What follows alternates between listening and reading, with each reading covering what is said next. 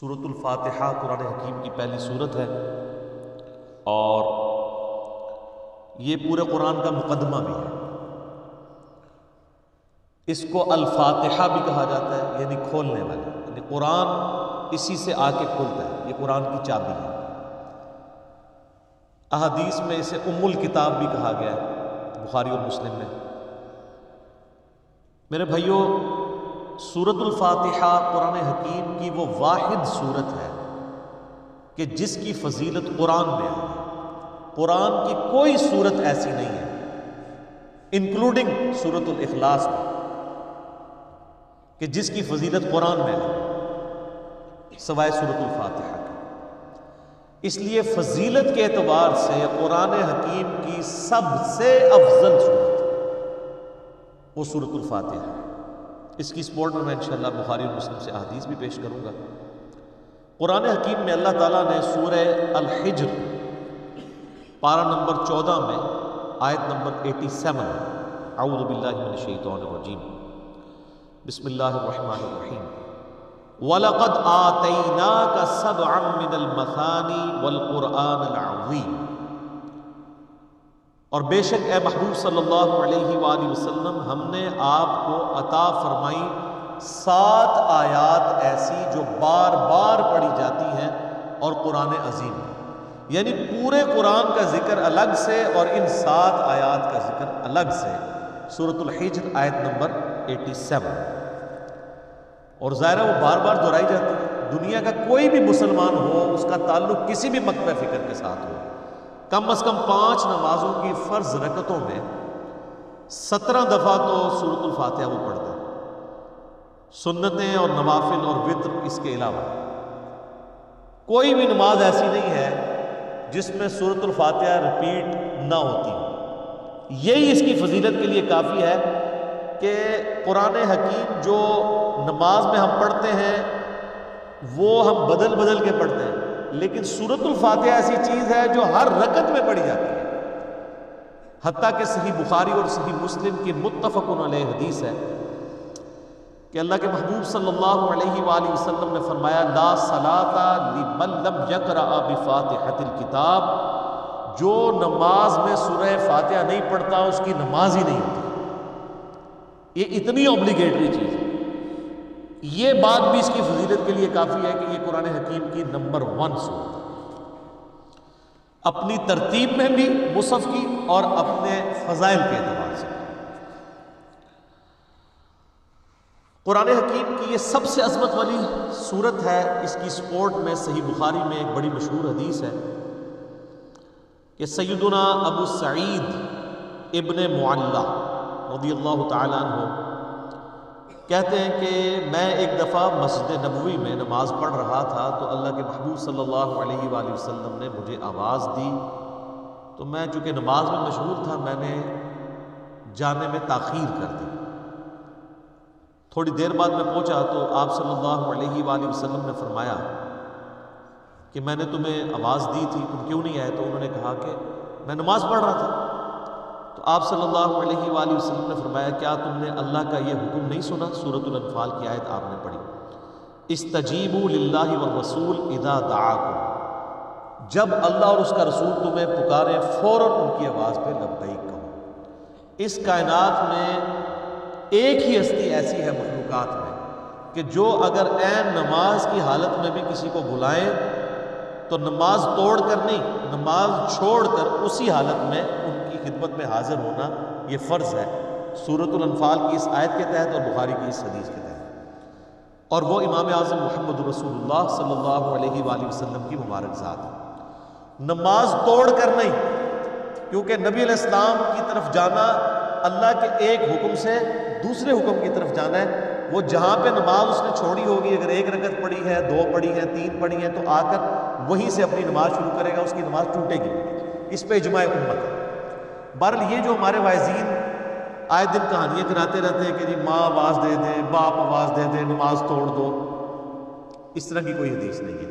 البتہ یہ ضرور ہے کہ اگر زندگی موت کی کشمکش بن جائے، کوئی ایمرجنسی ہو جائے، تو آپ پھر نماز توڑ سکتے ہیں، لیکن نبی علیہ السلام کے کیس میں اگر بلایا جائے گا تو نماز توڑنی نہیں پڑے گی، بلکہ نماز وہیں پر چھوڑ کر آپ علیہ السلام کا حکم سننا پڑے گا۔ تو یہ آپ علیہ السلام نے ان کو تھوڑا سا یعنی ڈانٹ پلائی پیار محبت سے۔ پھر آپ نے اس صحابی کا ہاتھ اپنے ہاتھوں میں پکڑا اور پھر فرمایا کہ میں اس مسجد سے باہر نکلنے سے پہلے پہلے تمہیں قرآن حکیم کی سب سے عظیم صورت سکھاؤں گا۔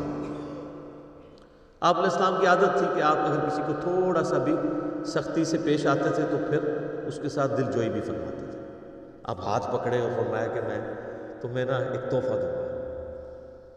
وہ صحابی کہتے ہیں پھر تھوڑی دیر بعد جب ہم مسجد سے باہر نکلے تو مسجد سے نکلتے ہوئے میں نے نبی علیہ السلام سے کہا یا رسول اللہ اپنا وعدہ پورا کریں، آپ نے مجھے کہا تھا کہ آپ مجھے قرآن کی سب سے عظمت والی صورت تعلیم فرمائیں گے۔ تو آپ علیہ السلام نے فرمایا کہ وہ صورت ہے الحمدللہ رب العالمین، یعنی سورۃ الفاتحہ۔ اور پھر آپ علیہ السلام نے ساتھ ہی یہ سورہ ہجر کی آیت نمبر 87 بھی پڑھی کہ یہ وہ جو قرآن حکیم میں آیا ہے وَلَقَدْ آتَيْنَاكَ سَبْعًا مِّنَ الْمَثَانِ وَالْقُرْآنِ الْعَظِيمِ، یہ ہے وہ صورت جو قرآن حکیم میں اللہ نے مجھے عطا کی، جو 7 آیات بار بار دہرائی جاتی ہیں۔ اور پھر آپ علیہ السلام کے بخاری میں الفاظ ہیں یہ ام الکتاب ہے، یہ قرآن کی ماں ہے، قرآن کی جڑ اس میں ہے، اسی سے پورے قرآن کا درخت نکلتا ہے۔ فاتحہ بھی ہے، ام الکتاب بھی ہے، اور یہ وہ 7 آیات ہیں جو سورہ ہجر میں آئی۔ تو سورہ ہجر کی اس آیت کے کانٹیکسٹ میں کتاب التفسیر چیپٹر میں امام بخاری اس حدیث کو لے کر آئے۔ یہ حدیث کافی ہے اس کی فضیلت کے لیے۔ اچھا میرے بھائیو، صحیح مسلم میں ایک اور حدیث ہے، ابن عباس رضی اللہ تعالیٰ عنہما کہتے ہیں کہ نبی علیہ السلام کے پاس ایک دفعہ جبرائیل علیہ السلام بیٹھے ہوئے تھے۔ ظاہر صحابہ نے نہیں دیکھا، آپ علیہ السلام نے بتایا۔ تو اچانک ایک آواز ان کو زوردار سنائی دی، یہ صحیح مسلم کی حدیث ہے۔ تو حضرت جبرائیل علیہ السلام نے نگاہ اٹھا کے اوپر دیکھا اور کہا یا رسول اللہ آج آسمان کا ایک ایسا دروازہ کھلا ہے جو آج سے پہلے کبھی نہیں کھلا تھا، اور اس دروازے سے ایک فرشتہ زمین پر اترا ہے۔ اتنے میں وہ فرشتہ حاضر ہوا نبی اسلام کی خدمت میں۔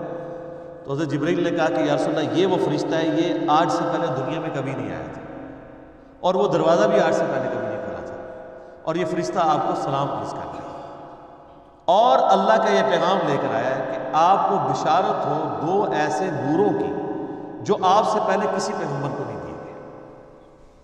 ان میں سے پہلی چیز سورۃ الفاتحہ ہے، اور دوسری چیز سورہ البقرہ کی آخری 2 آیات آمن الرسول بما انزل الیہ من ربہ والمؤمنون۔ تو سورۃ الفاتحہ وہ نور ہے جو کسی پیغمبر کو نہیں دیا گیا سوائے ہمارے محبوب صلی اللہ علیہ وآلہ وسلم۔ اور پھر نبی علیہ السلام نے فرمایا حدیث قدسی، یعنی اللہ کا فرمان بزبان محمد رسول اللہ صلی اللہ علیہ وآلہ وسلم، کہ اللہ تعالیٰ فرماتا ہے قسمت الصلاۃ بینی و بین عبدی نصفین۔ اچھا یہ حدیث شیعہ کے ہاں بھی پائی جاتی ہے جو میں بیان کر رہا ہوں صحیح مسلم کے اندر،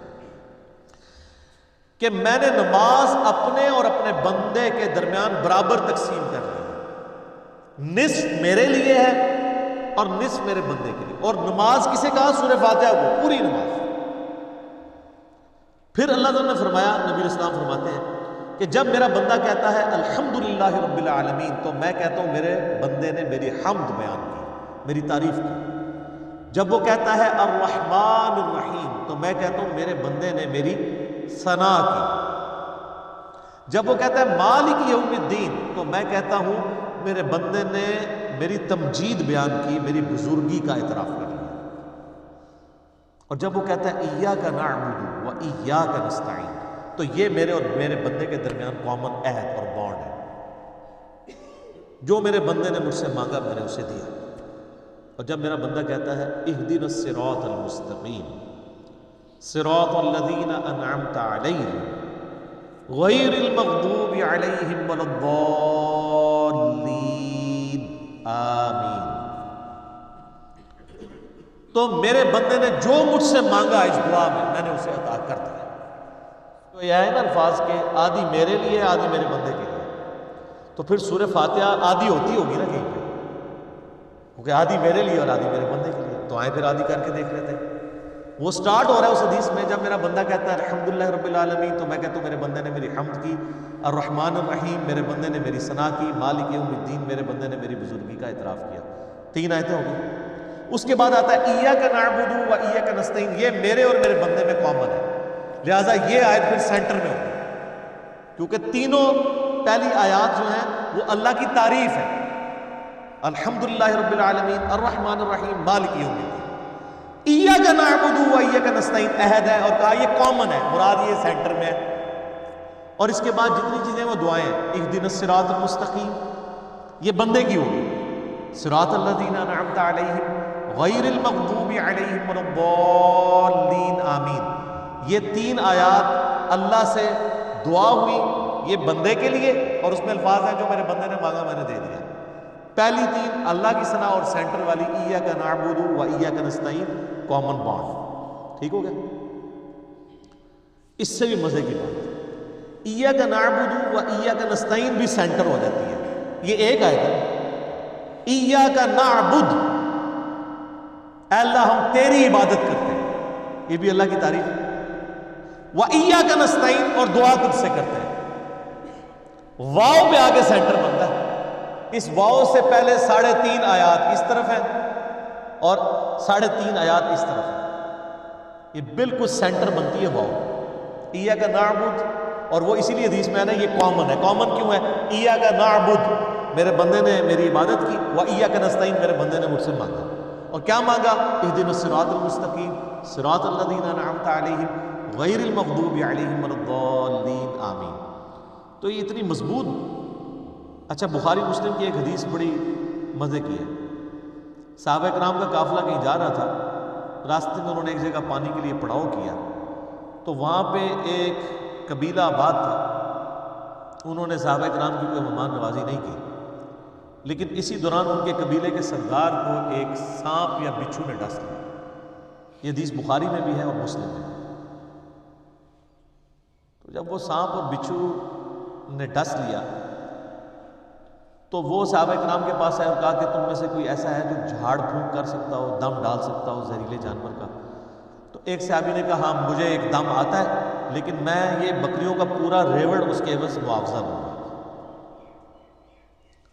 مرتے کیا نہ کرتے، پھنسے ہوئے تھے، انہوں نے کہا ٹھیک ہے۔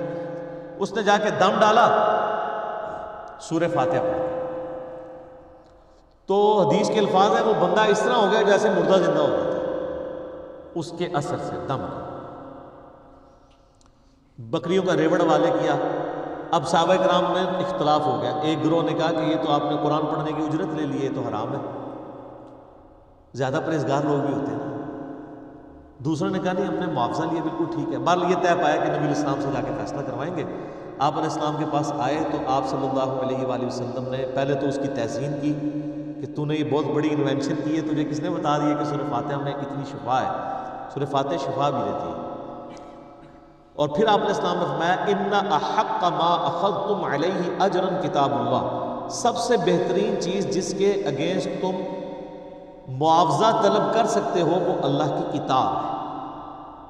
اور پھر آپ علیہ السلام نے فرمایا کہ وہ جو بکریاں لی ہیں نا اس میں سے کچھ حصہ مجھے بھی دو، تاکہ امت کے لیے کنفرم ہو جائے کہ یہ مال حلال ہے۔ انہی حدیث کے تحت قرآن حکیم کی جو تعلیم کی اجرت ہے نا، نمازیں پڑھانے کی اجرت نہیں میں بات کر رہا، قرآن کی تعلیم کی اجرت لینا وہ جائز ہے۔